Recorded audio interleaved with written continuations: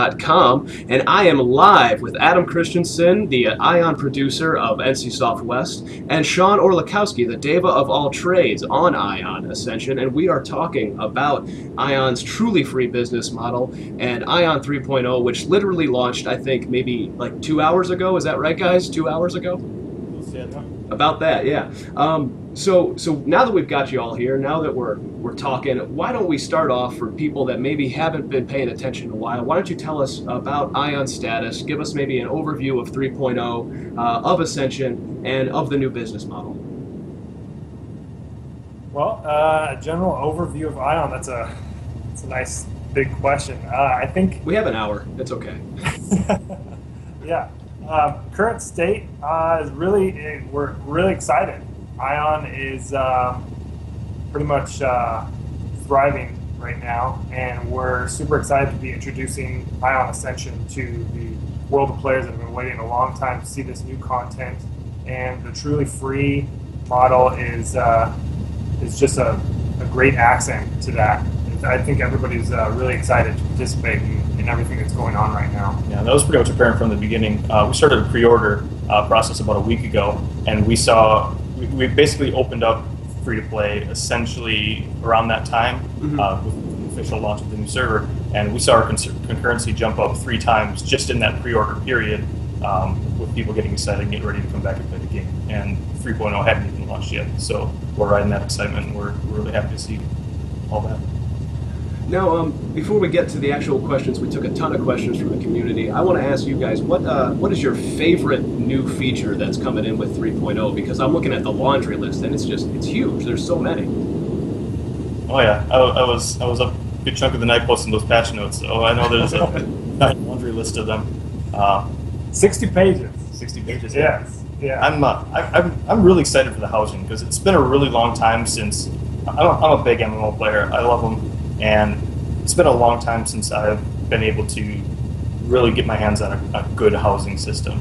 We've seen good housing systems before, but I'm really impressed with how AION's handled it. You can move, position, rotate, stack things on top of things, change your wallpaper, change your carpeting. You can change the outside of your house, you can put statues, shrubberies, anything you want in your yard, as long as you don't go over your allotted limit. And there's different sizes of housing too. And not only is it all the things you can do inside the house, but it's also one giant zone. It's not like 47 different instances of 10 houses each. It's one giant zone for each faction. Oh wow! And it's persistent. And this zone is the size of some of our regular zones in the game. So it's really, really, really cool. I'm really excited for it. There's plenty to explore in there. I'm excited about the mounts. Mounts have been long time coming. Yeah, long time coming. Yeah, everybody's wanted to see mounts in AION for quite a while. And the mounts, the 4 initial mounts that we got, they're really, really cool. They look awesome, and I'm really excited to, jump on one. One exciting thing for the players is test drives. As soon as you get to the housing zone, one of the first things that they're going to want to do is, go see the NPCs that can set them up with an hour free test drive to help them get around to the various quests that they need to fulfill. And that's going to be something really exciting for people to get, an early feel for how these mounts are going to be. Do you, going back to the housing system, when you say it's massive and huge and it's wide open, how exactly does that work then for the players? Do they go in and pick their plot of land? How does it work?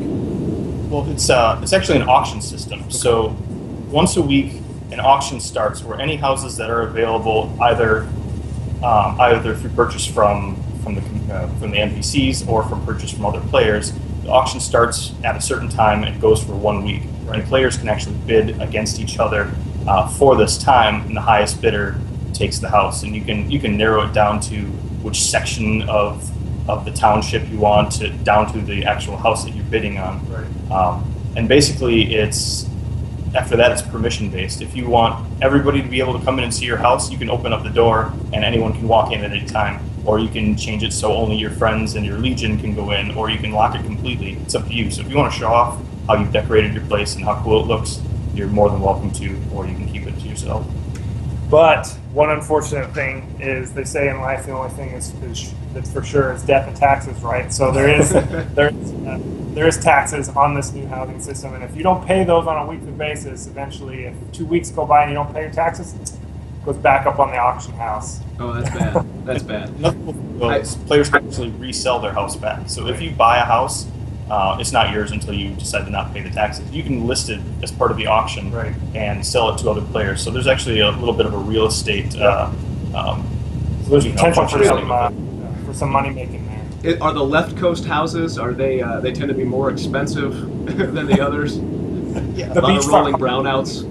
The Malibu like beachfront property is the most expensive stuff. That's actually another cool thing we didn't mention. There's actual neighborhoods within this zone. So there is an actual beach resort zone with boardwalks and palm trees and like a wooded area as well. I mean, there's like Sean said, there's a different look and feel to all these various zones, and that's what you're going to want to do when you get on your new zone for your test drive. Cruise around the housing zones. There's so much to see.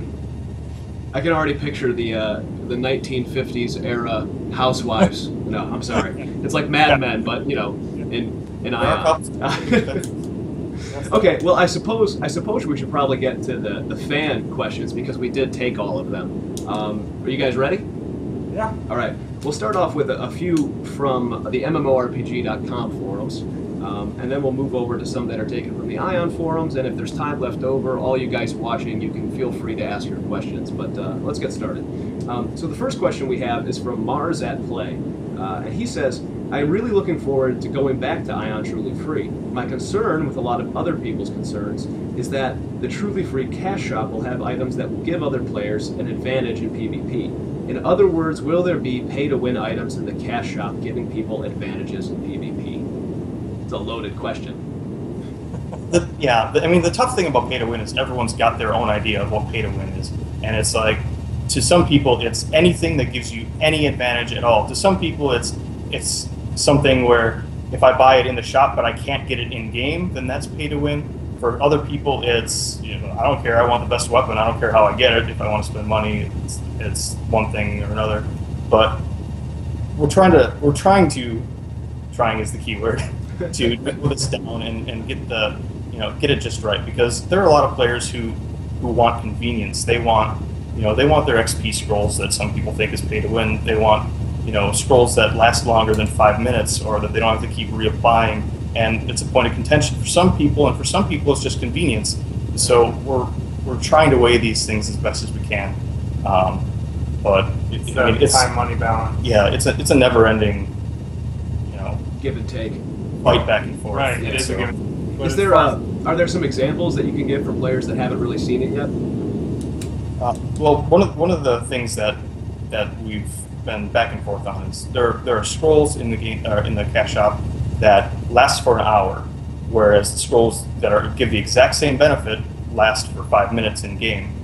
The difference between the ones in the cash shop and the ones in the game is the ones in the cash shop keep going whether you die or not. Right.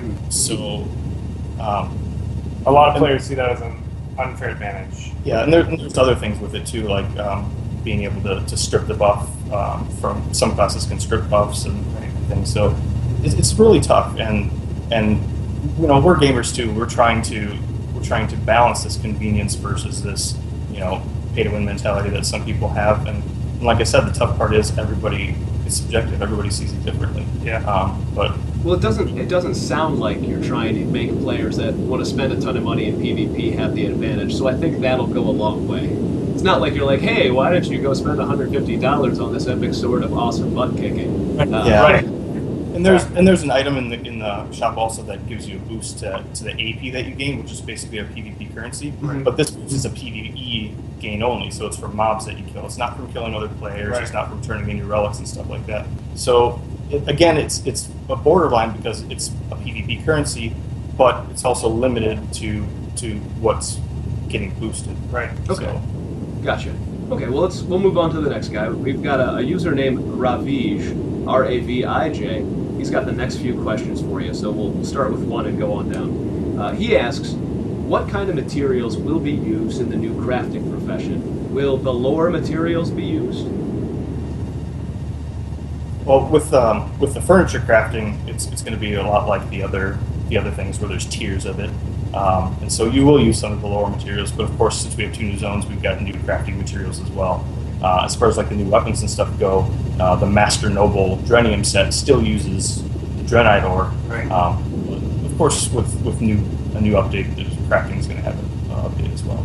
And the new zones will have new crafting nodes available. So I believe a lot of people are curious as to whether the new zones are going to have the old crafting materials available, but they will have new higher level crafting nodes available there as well. Okay. The next question he had is, what will essence tapping be like in Sarpan? Will it be all new materials or the same ones we have in Isian, I can't even say it, thank you, and Gelkmaros? How will you prevent both factions from trying to steal gathering nodes from each other? This guy knows his stuff, man. I think it's going to be a little more, depending on the area, it's going to be a little more scary to go out and pick flowers. Right. Because there are some zones that you're going to have, that you can't PvP in. It's one of the things with 3.0 is some of the areas in Sarpan are actually more of a co-op zone where you can't attack the other faction. So it's going to be more of just competing for nodes as far as who can get there and gather it first. But up until a certain point, factions have kind of a diversity between what they can gather. It's Zilix or Sobi, or depending on what faction you are, it's the same armor that it crafts, but it's a different material. So there is some of that in the new zones, but once you get to the higher level stuff, that starts to meld more together since the factions are more together now. Okay. Again, same user. In a recent producer interview, it was said that there will be no level restrictions for visiting places. Does this mean, as a level 60 Asmodean, I will be able to rift into Hyron again? Also, does this mean that we will see level 30s in places like Gelkmaros, just to take in the sights, of course? So, You're laughing. Yes. You're laughing. What does that mean? Well, clarification on that. I mean, there wasn't.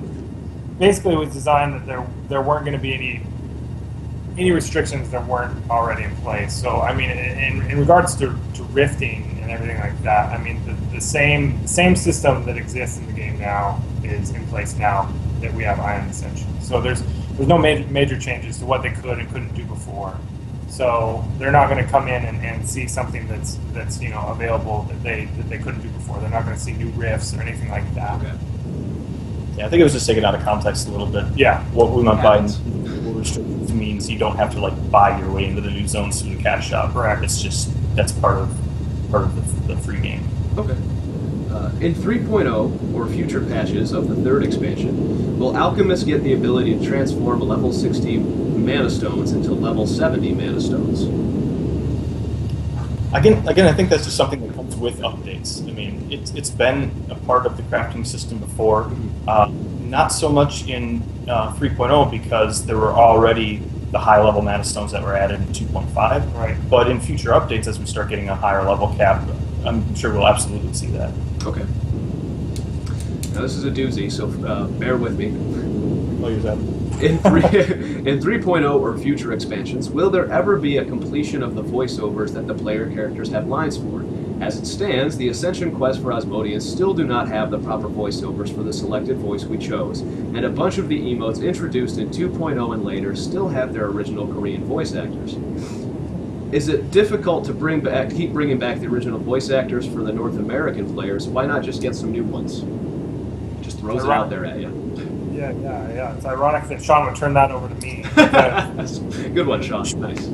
Actually does a lot of the voiceovers for our release. So, Sean, how are we going to answer that question? It's the further out that you get from something that's happened already, the harder it is because you've got to get you have to try and get the same voice actors back. You have to try and match the the same tone of what was happening, and also I mean not to push the importance away, but there's a lot that we have to focus on with each new update, right? And going back to fix some of the things that are like this.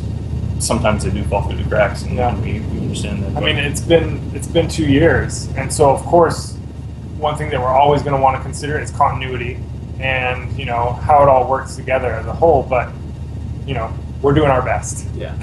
I mean, it's hard in general. You don't even know if those voice actors are still alive. I mean, it's difficult. And really, it's like if it's something that's game breaking that we know is just really distracting and we're made aware of it, then yeah, absolutely we'll take some time to fix it. Sure. But it really depends on what we're working on and whether we have the resources to get those actors back or not.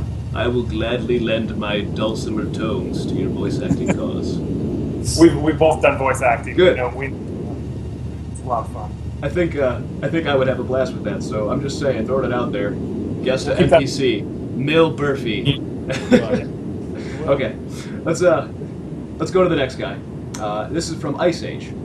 How many new servers will there be at the relaunch of AION? Do you take into consideration the change of region, sieges, times on at least one server to fit with the European players?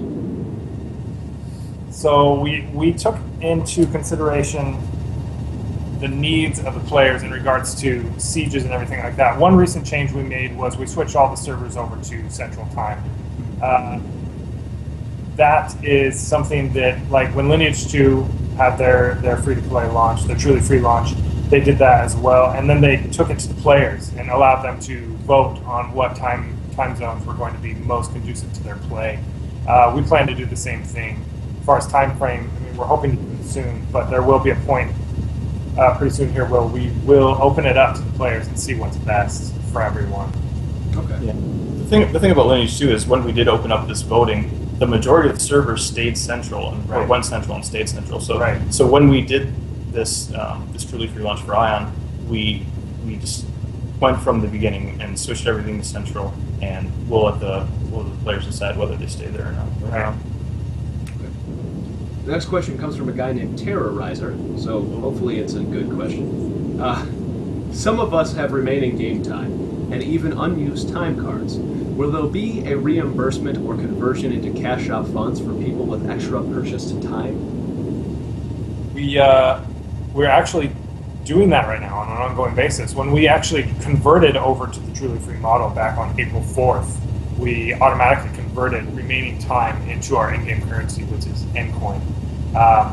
When we did that, the system automatically recognized game time cards and things like that that are turned in from that point on, and automatically converts them over to Ncoin for people to use on the cash shop. So, and that's going to be from here on out going forward. If you have a GTC, a game time card that you stumble across, you're going to be able to turn that in and get Ncoin. And later on, you'll start seeing actual, AION Ncoin cards at retail places too. For now, if you see a game time card, that's basically the same thing. If you put in that code, it's going to convert to Ncoin. Yep. So even if you go to a store and they still have a game time card, you want to just pick it up and use it anyway because it'll work. Yep. Very cool. Very cool. Okay. Next question is from a guy named.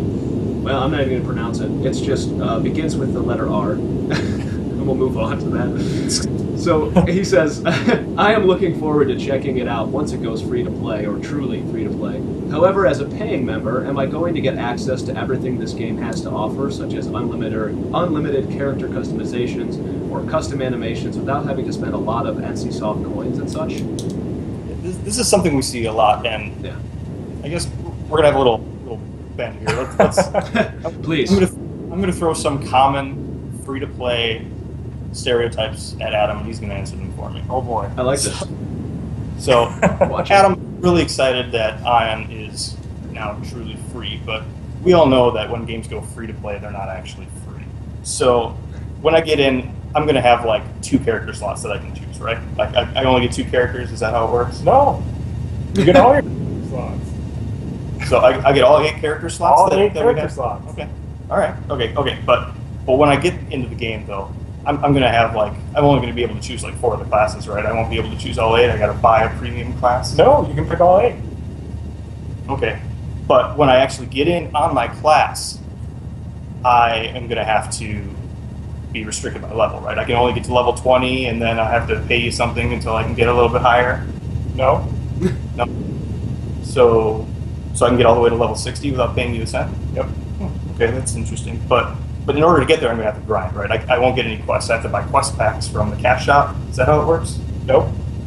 So I get access to every single quest in the game. Every single quest? Every single quest. But I can't go to the new zones, right? That's an expansion I have to buy. I can't Oh, get to. you can go.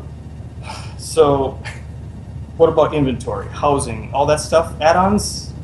It's all there. So what you're saying is every single thing that was in the game when it launched up until the game went free to play is going to be free for people? Truly free. Magical. I like the magic hands, the truly free hands. It's good. I just made a gif of that. I want you to know. It'll be all over 4chan later. We expect royalties. I mean, that's kind of the point, right? When you say truly free, it's truly free. The only stuff you ever have to buy is stuff that would add to your experience. It's nothing that is necessary. It was, convenience. Nothing was taken away from the game in favor of the cash shop. Correct. Everything that you played before or bought the game for before is in the game, unrestricted, and you can play your way there instead of paying your way there. That's perfect. Last one is a lot less loaded. Are you ready? This is from a guy named Big Smith, and he says, "Are there any plans for a role-playing server?" So, I actually love the idea of a role-playing server. The problem with role-playing servers is that it takes a lot of, it takes demand, it takes coordination, and it takes we need a lot of people to play the game, and there's a lot more to specifically fill up a role-playing server. What we did at launch actually was opened it up to the community and said, here's our list of servers. Right. You guys can vote on one you want to be the unofficial role-play server. The unfortunate thing is we can't enforce it with any rule sets. Like, Right. you can't have like your name be Big Teeth 22 or anything like that. Just to, but we can't enforce that. But what we can do is say that AION encourages role-playing. There's so much customization. I mean, now we're adding the housing, we're adding mounts, characters. You can literally be anything from a 3-foot weird-looking thing to 8-foot tall and lanky to anywhere in between. There's so much customization. There's so much ability to change and get in touch with your character that it's an RP heaven. And now that we've got the housing and are getting more into the aesthetics and the things like that, then it makes it even better. Yeah. So I definitely encourage anyone who wants to be a part of a roleplay server to maybe interact with the rest of the community, figure out where these people are going to be, and join them, or pick a server where everyone's going to go to. So at least there's that knowledge of if you want to roleplay, your best chance is going here. Yeah. The tough part for us is setting something like that up. Actually policing it too. I mean, it's impossible. Yeah. We can't make a rule set. It's going to have the normal server sets, but I mean, like Sean said, we have to have a strong need for it. So if we have a massive amount of people that are saying, "Hey, RP," then we can arrange that. Nothing is really out of the realm of possibility right now, because kind of the sky's the limit. If we have huge needs and tons of people that are saying, "Hey, we want a PvP server," we can't rule that out at this point, because, like I said, we can. It's free and open, and we can do anything right now. That's cool. Okay, well we'll move it over now. For those of you who are watching and are on the AION forums, we've got some of your questions right here, and then we'll open it up to the chat and we'll go from there. So this first question is from a guy or a girl named Mihui. I can't pronounce it. Maybe Sean knows. I don't know. From the Israfel server. How often will you update the Black Cloud Marketplace? This is something that's going to be a little bit more dynamic. I mean, we're going to try and get monthly updates for sure, because we know there's a lot of things that we want and that the players want in there. But I mean, it's also going to depend on if we've got a promotion. Maybe there's a weekend promotion. Maybe there's a holiday falls in the middle of the month that we want to put some items in there for. It's going to be more of a living thing than every month on the 1st. Here's your cash up update. Right. So we're going to be a little bit more open to that and really try to get in the items that the players want to see. Yeah. Like tons and tons of pets. Like a billion pets. So many pets. I want to make a quick shout out. If you go to MMORPG.com right now, there is a giveaway for a free crew cut fungi pet. I think it might be funky because it's Fungie, so let's call him Fungi. He's really cute, he's really little, and he'll tell you when monsters are around. So you might want to go grab them before they're all gone. Just saying. But don't leave the channel. You got to stay here for that. Open another window. Okay, the next question. Where do we go from 3.0? How will ION continue to keep itself relevant in the ever-changing world of MMORPGs? And this is from Fest on the Tiamat server. Fest. Yes, we know Fest. You know Fest. 3.0 in and of itself is it's a major turning point for both the story, obviously, and the business model, as we've been talking about. The truly free business model gives us, freedom essentially to kind of, explore these new things and give definitive advantage as far as relevancy goes in the market today. We're able to open it up to a whole new generation, if you will, of players that previously may not have experienced what ION has to offer.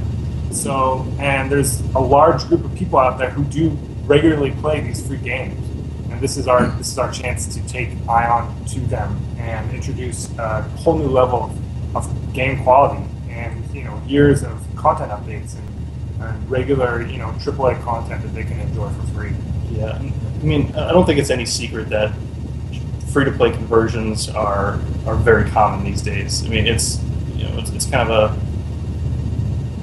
it's a part of the progression now, it seems. Right. And with so much of this entering the market, what we had to do was think of a better way to do it, and that's really where Truly Free came from.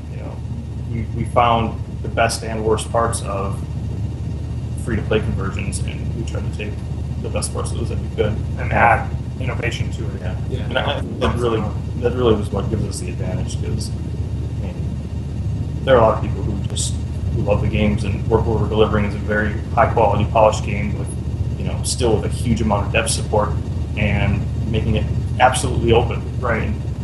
I mean, regular huge updates. Regular content updates to a AAA game, but for free. I mean, it's awesome. That I want to kind of, before we get to the next question, we'll kind of dovetail off from it. You said this is definitely also about the story. Can you give us a little detail for those who might not know what's going on in the story at this point? So in 3.0, you mean? Yeah, in 3.0, where we were before 3.0 and where 3.0 is taking us. Well, I mean, right off the bat, 3.0 is kind of it's a turning point not only in like the business model we said, but in regards to the story, it's a turning point in the battle that is ongoing within the world of Betraya. This is this battle kind of pushing forward into a whole new realm. Yeah. So what we did with the launch of Truly Free was we kind of mixed the game lore with the lore that we are creating to match what's going on in our game right now, which is basically all these players coming in.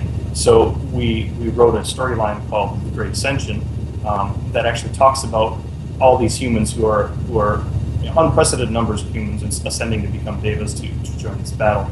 And so we have the Ilios and the Asmodians who've been at each other's throats for hundreds and hundreds and hundreds of years. Yeah. And they're basically, they push into Bellaria in 2.0, they get their butts kicked, they go back to training, and then they basically find their way further into Bellaria towards Tiamat to take on Tiamat, who is one of the Dragon Lords.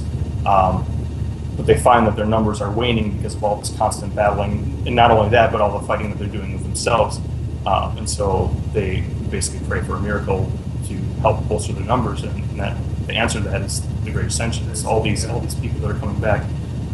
One thing that they didn't count on is pushing into Tiamat. They run into an ancient group of Trayan inhabitants called the Rayans, led by a guy named Karun, which you'll know from, that's the name of our new server. Right. And he is basically sick and tired of the Ilios just squabbling with the Asmodians, and the Asmodians, so angry at the Ilios. And basically, the first thing that you see as you go into the new zone is him stepping in and saying, "Hey, knock it off. Not on my land. We need to pull together if we're going to have any chance at defeating Tiamat and fighting these guys. And all this fighting that you're doing is just wasting my time." Yeah. And so he basically casts a spell on the area that says, "All right, Ilios and Asmodians, while you're within my turf, you can't fight. Yeah, you got to work together." So that's the lore behind the non-PvP aspect of the co-op zones. Right. But really, it's about, in every great story, there's always a part where the hero has to ally with the villain. And even though we don't have any heroes and villains, this is kind of our version of that story. Ilios and Asmodians if they want to survive, they have to work together. Yeah. Absolutely. Okay. Next question. This one is from Alaria on the Tiamat server. She asks, how often can we expect updates now that we are truly free? You know, from 3.0 to 3.1, 3.2, and so forth. Right. How often? That's kind of loaded. Yeah. Again, loaded question. We can't make any promises, of course. I think the most important thing to us here is delivering the best possible quality of experience that we can to the users. So, I mean, obviously, that was a huge task when we were, updating 3 different languages. Now we only have to worry about English. So the updates are going to come faster than they did before, than the cycle that the players were used to. So, again, we're going to focus on those. The quality of those updates, and it'll be shorter cycles than before, but there's definitely going to be plenty of content coming down the stream to keep people busy. Before we were looking at sometimes up to 3 months between the Korean releases and our release of the content here in North America. Even more for major releases. Right. Expansions. But. And now that we only have English to worry about, it's going to be a lot faster. That brings up another point. So how much are you guys working with the other communities then anymore, if at all, Korea and Europe? Especially for this free-to-play launch, we've worked with everybody. I mean, we've been constantly working with with our Japan offices to help us with videos and get the excitement up. We've been constantly working with HQ to mold the platform of it. And I mean, just everyone's really pulled together for this. Definitely. Cool. Next question is from Seal, not the singer, I don't think. Fenrisulfkin, help me out with that server. Seal is actually the server. Yeah. I'm sorry. Let's go with the name. Seal's the server, and you guys say the name. You can probably hear my dogs in the background. I apologize. Let's go, though. We'll go with this question here. I'll ignore the dogs. With the 3.0 patch, do you plan to allow players who want to focus more on PvE to avoid PvP options like separate servers or channels? It's another loaded one. You picked that one, I'm pretty sure. It is and it isn't. So one advantage that we have to this specific situation is something that we've been considering that Korea actually came up with and released over in their territory. It's a special server, if you will, where the players can participate. They can transfer to it via channels, and so it doesn't have any rifts. And it's the normal servers are of course subject to the regular settings, whereas this one is like we said, special. So I mean, we're looking into that and exploring that possibility. It's a very strong possibility that we'll be doing it in the near future. Basically, what it is a place for lower level players to group up. Right. So what it does is it takes all the existing servers and it makes one server that interacts with all of them, right, and it makes it more of like a lobby server where up to I think it's like level 40 45-ish. Everyone from all the other servers can transfer to this one without like a transfer process. It's just changing channels, and they can group together. They can play together without having to worry about rifts, without having to worry about anything else, and get up to the point where they're feel safe, and powerful enough that they can go out and explore the real world, if you will. That's and also. Oh, go ahead. I was going to say it's actually a really great idea, because I know there's oftentimes with games that have been around for a while, it gets really daunting to start anew. Yeah. And so by putting everybody together, it makes it feel like a little more safe, like you said. Yeah, exactly. And not having to go through the server transfer process, just switching a channel. I mean, a lot of people are familiar with the channels. Mm-hmm. So, we're still looking at the feasibility of it. So I mean, it's not a promise by any means that we're going to have it, but we're looking at it and we want to. Yeah. And I guess another part of that question is letting people choose whether they want PvP or not. The new zone Sarpan, like I said before, actually has co-op zones. It has zones where you actually cannot PvP, whether you're standing next to a person of the other faction or not. Right. So people who want to level in the new content can also stick to those zones without having to worry about getting ganked or doing anything that they don't want to do. Oh, very cool. That's another truly free thing right there, right? Truly free. Truly free to stay alive, to not get killed. Okay, the next one is from Eliel on Ezrafel. Do you plan to leave all of the servers set to Central Time, or will times be reconsidered after launch? Yeah, I think we kind of covered that already earlier when we spoke. We spoke about the Lineage 2 launch. So I mean, it's something that we're going to open up to the community. Right now, for the time being, it's going to stay at Central for continuity's sake. But yes, we're definitely open to the idea of pulling players and seeing what works best for everybody, and then moving from there. Okay. And our last question before we try to open it up to the community on the chat channel is: will a new Dredgen be released for level 56 to 60 with the 3.0 patch? This is from Carlton Banks on the Seal server. Carlton Banks. Nice. Hi, Bill's dogs. Hi, dogs. Shh. Yeah, actually, this is something that we had not mentioned. Something that we actually want to get for our 3.0 launch. So yes, there is a new Dredgen for 56 to 60. We have that today. That took a high level tier now. So as you know, we've got the Crucible cutscene with the 10-person free for all and the 1v1. That actually has a higher tier now too, 56 to 60. So you're not going to get stuck with somebody who's just going to wipe the floor with you. Yeah. How long do you expect the leveling process from 56 to 60 to take? And I mean, they always say whenever you expect a certain amount of time, expect that somebody else is going to do it in half that time or less. But what are you guys thinking? It's tough to say for 56 to 60. Yeah. What we can say is everything up to that is going to be a lot faster. Yeah. A lot of updates, especially in the lobby area, in the starter zones. Things like the Ascension quest where you had to run here and then run there. Right. It's actually, it instantly teleports you from one person to another. So a lot of quality of life things there. Definitely. A lot of instances have had their level requirement lowered and their cooldowns lowered. Switched over to soloable where they previously weren't. So a lot of, as you'd expect with any kind of level cap increase, a lot of the older content now has more accessibility. Right. And That's cool. We also fiddled with the 45 to 50 was at lower range, so that's going to move faster as well. I mean, so the whole leveling experience to get people to where they can really participate in the game is going to be a lot faster. Yeah. For instance, Dark Quota used to be a level 50 instance, now it's a level 48. Right. So you have 2 extra levels that you can gain from questing in this zone while you're trying to work for the level 50 armor and weapons that come out of there. Okay.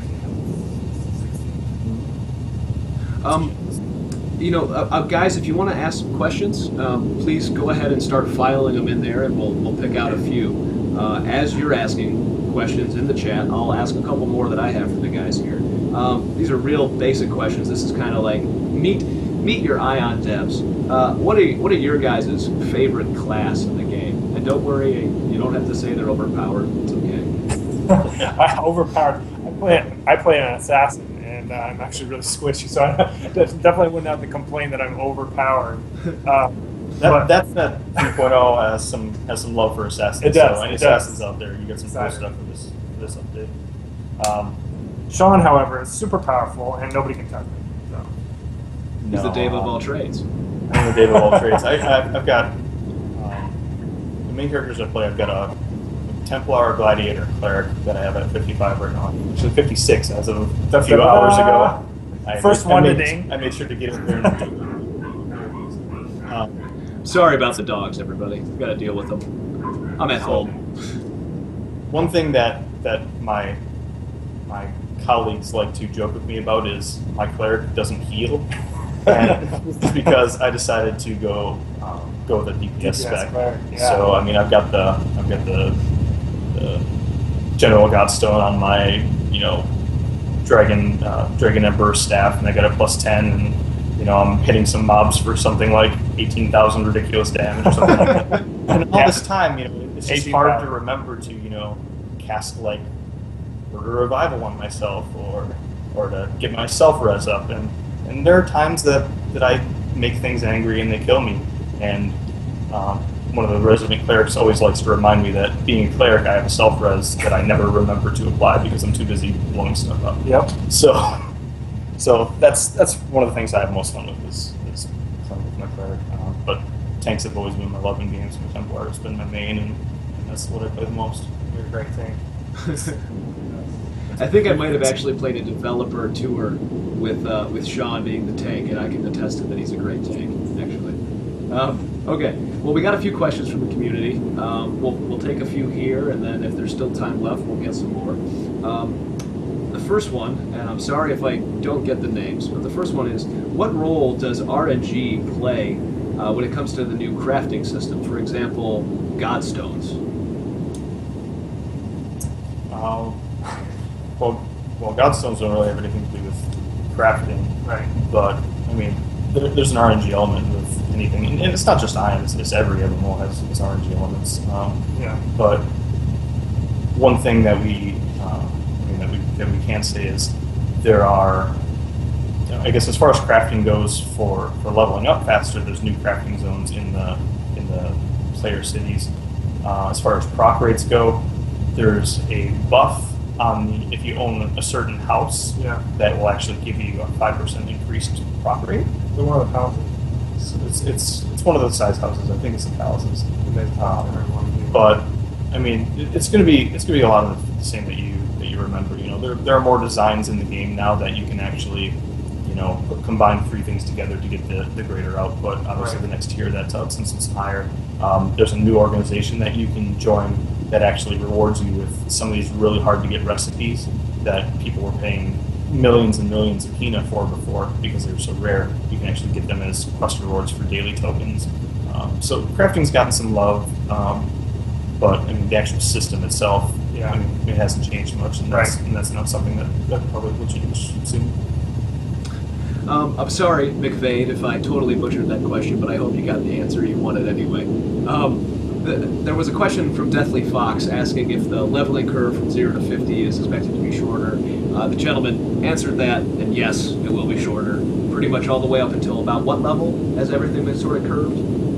About 50, I would say. Yeah, I mean, there's different emphasis. Like Sean said earlier, the really zone's going to go way faster, and around the middle is going to go a lot faster as well. So like Fire Temple, you can enter 3 levels earlier. Caramel, you can enter 2 levels earlier.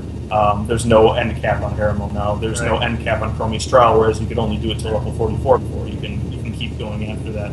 You can enter Dark Poeta 2 levels earlier.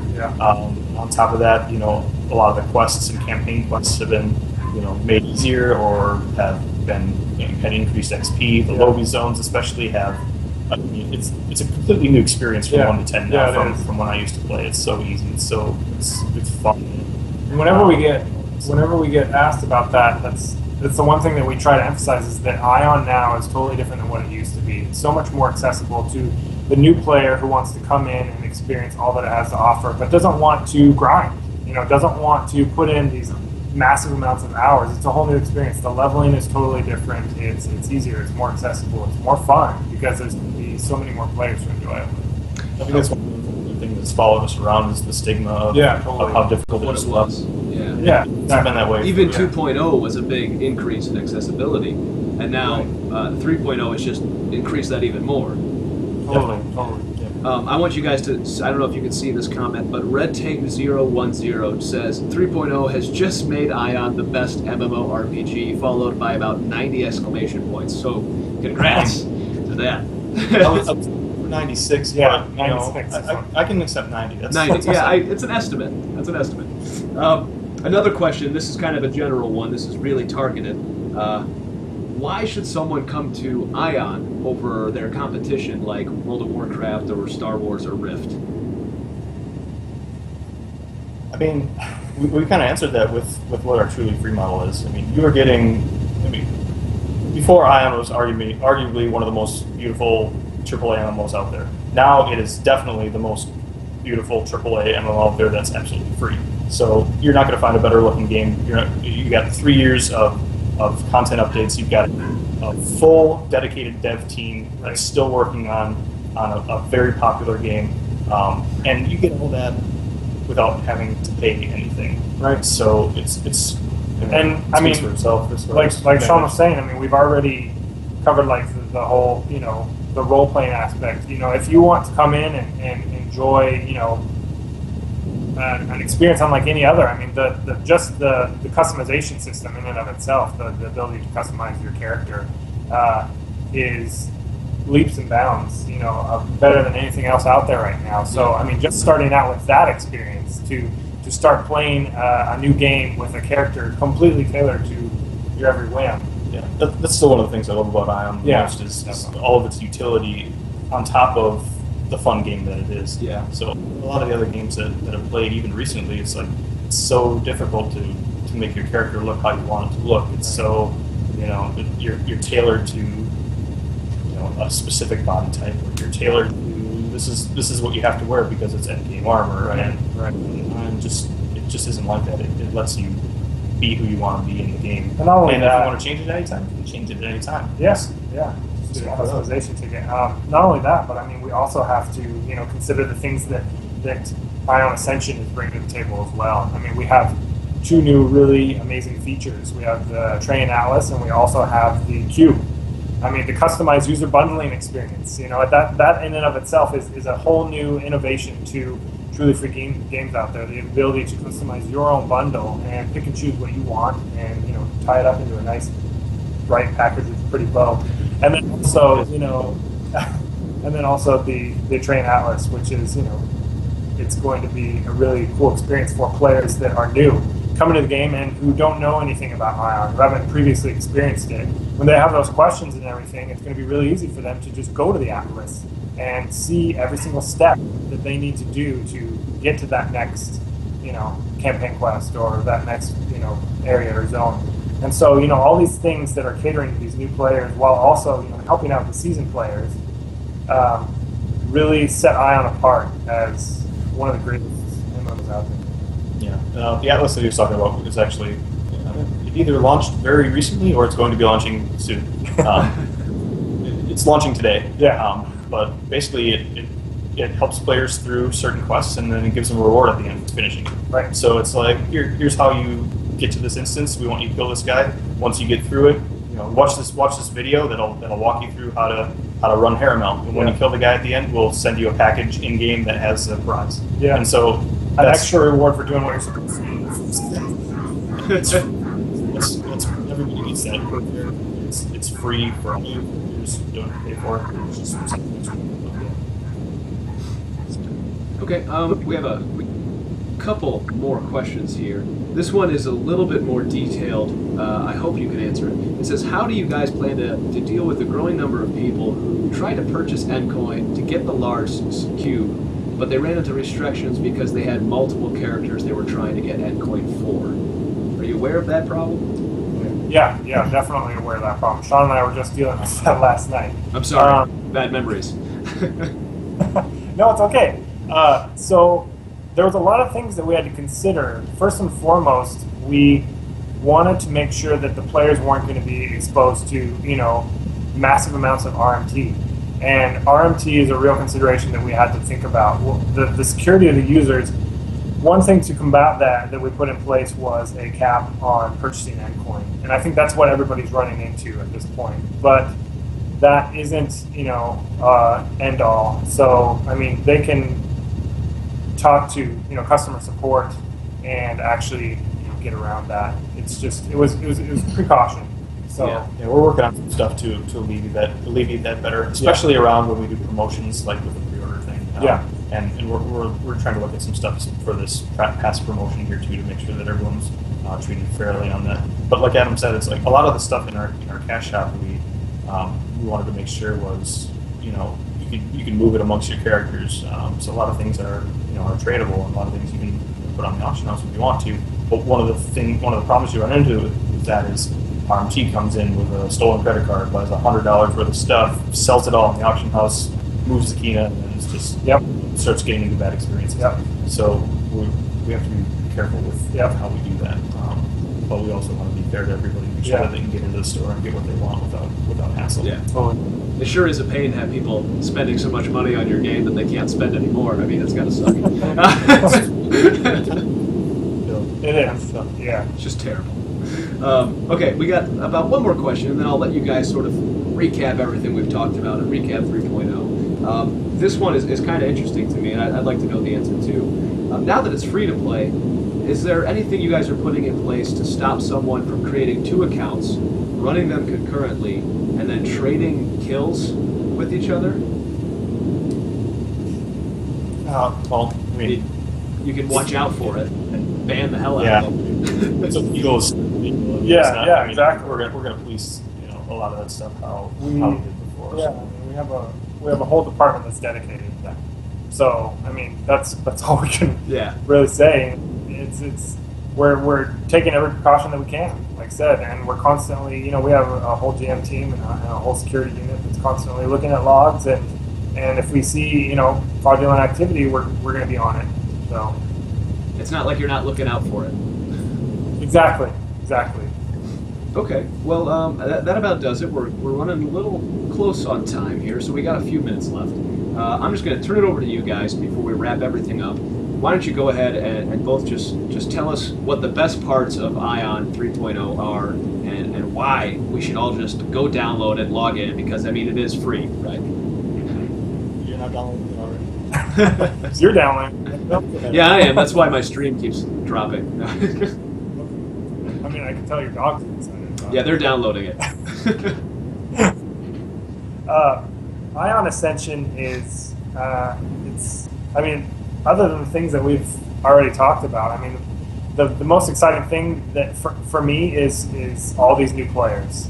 I mean, with our past updates, it's always, you know, we're always going to see a lot of players that haven't played for a while coming back to, you know, see the new content, see what's changed, get in, play for a little while, and then they may disappear again. With ION Ascension, though, we're going to have, like I've said before, a whole new generation of people that are coming into the game and experiencing it for the first time. That, for me, is always exciting. I love when, you know, someone that's just starting out the game stops and just asks me a question, you know, in the game. I actually am one of those players that actually likes to, you know, help out noobs. And you know, and I love those questions. And so the fact that we're going to have this whole new generation starting out because of, you know, the Great Ascension is really exciting for me. I'm excited to see these new players come in and start leveling up and experiencing the new content and doing it with their friends and having a great time. Yeah. And I'm going to reiterate on some of the things I said before, but I think the thing that's most exciting for me is this is really something that I don't think we've seen before as far as game converting over. I mean, not only are we breaking the boundaries with not charging people to play the game at all, we are also still going to be getting the same amount of high quality content and updates that we always have. I mean, you see it with other free play conversions. You know, there's usually downsizing, then maybe a little bit of a dev boost when they get to free to play. Right. But still, it's a smaller team than what it was. With ION, you know, we've got a bigger team than we've ever had before, who are working on these updates and constantly delivering it because it's such a global game and it's been such a success. So we have that constantly coming in for us, and yet we have the benefit of allowing our players in North America to have that content for free, yeah. and still enjoy all of it. Yeah. So, I mean, beautiful AAA MMO, constant updates, completely free, unless you decide to supplement yourself with it in the cash shop. And it's just exciting. It's exciting to see all these new people back in ION again. You heard it here, guys. I mean, ION is truly free with Ascension 3.0. You don't have to spend any money to get any of the content. All the money you spend will be on supplemental stuff for your character. But you'll be able to go from level 1 to 60 and see everything and do everything. It's really cool. You need to check it out. It just opened back up, so go download the client or patch the client or whatever the client and get started playing. Sean and Adam, I want to thank you guys for coming on the stream tonight. I really appreciate it. It was great to learn about all the cool things coming with 3.0 and the future of ION. It's our pleasure, Bill. Yeah, definitely. We'll get you back here for 3.5 voice acting. You're darn right. You're darn right. Guys, if you please do follow MMORPGcom on twitch.tv. That's twitch.tv/MMORPGcom. And also stay tuned tonight because our very own Rob Graculin Lashley will be streaming IONS 3.0 at 10 p.m. Eastern, 9 p.m. Central, 7 p.m. Pacific. And who knows, maybe a developer will show up and chat with them. You never know. But he will be here streaming all the new stuff that's in the game, so please tune back in. And once again, guys, Adam, Sean, thank you very much. I really appreciate it. It was great talking to you. Thanks a lot. All right, guys. Peace out.